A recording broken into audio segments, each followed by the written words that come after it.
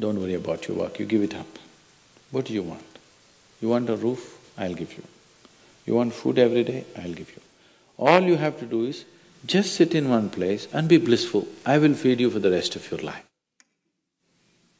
Can you do? No, you want to mess up something every day.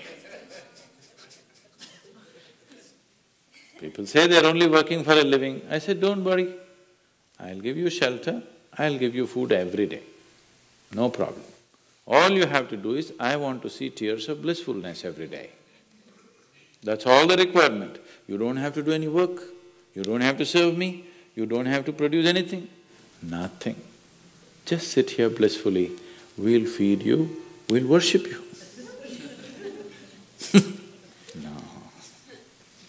So the problem is not in your work, the problem is not in your life, the problem is not in the world that you live, the problem is just that you have not done the necessary things for this one to flow through this effortlessly, beautifully. The necessary work has not been done and we are just hoping it'll happen by accident. It doesn't happen by accident. Lot of people in the world think United States of America is heaven.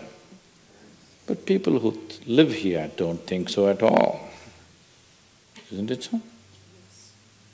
Isn't it? A lot of people in the world are dying to get an entry into the country. If you open up the southern borders, 10 million people will enter tomorrow morning because they think this is heaven. But you are not experiencing it that way, isn't it? You are not experiencing this as heaven because hell and heaven is not a geographical place. Hell and heaven is what you make out of yourself, isn't it? Too much talk about heaven has been going on because there are too many people who made a hell out of themselves. If you had made a heaven out of yourself, would you talk about going to heaven? If you sit here and you're feeling ecstatic right now, would you aspire to go to heaven, I'm asking? Once it happened, early 20th century, an Orthodox Greek church, a bishop from that church, Orthodox Greeks have their own separate church, they have their own pope who lives in Turkey, you know this? So a bishop from this order had heard so much about Indian mysticism and he wanted to go to India, but he never got around to make it because he had to serve the cloth that he wore. And after 60 years of age, when he is semi-retired, he got the opportunity and went to India. So he came to South India, near where we are, and he wanted to meet a mystic, a yogi. So somebody said, go up this mountain, near a cave, there is a yogi sitting, you can go. So our man went, plodded up the mountain, halfway up and went. In front of a cave, an old man with a gentle smile upon his face was just sitting with his eyes closed. So the bishop went and prostrated. He cannot do it, he is not made for that. But they had told him, if you go to India, you have to crawl. He prostrated like this and with all his four limbs he got up. The yogi looked at him with amusement. Obviously, he has never prostrated anywhere before. And he smiled. Then the bishop said, I am like this, I am a bishop. I have served in the church for so long, but I have a few questions, can you answer?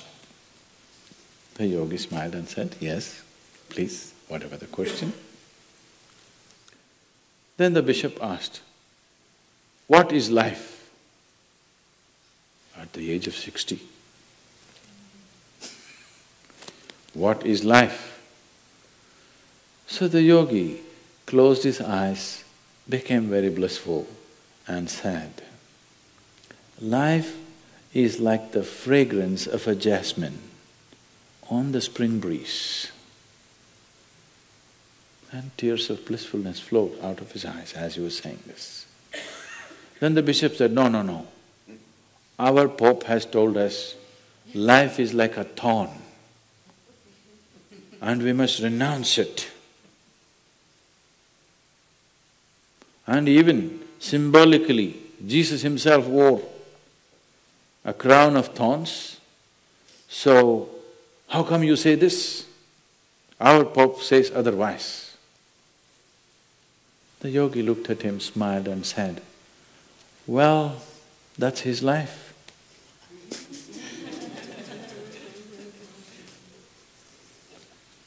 So, what you make out of it is not because of where you are, what you are, it is just what you make out of it, isn't it? Yes.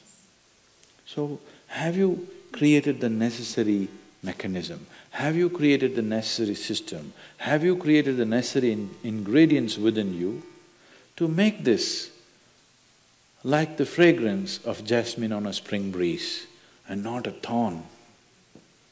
If it's a thorn, we must pluck the damn thing out, isn't it? Isn't it so?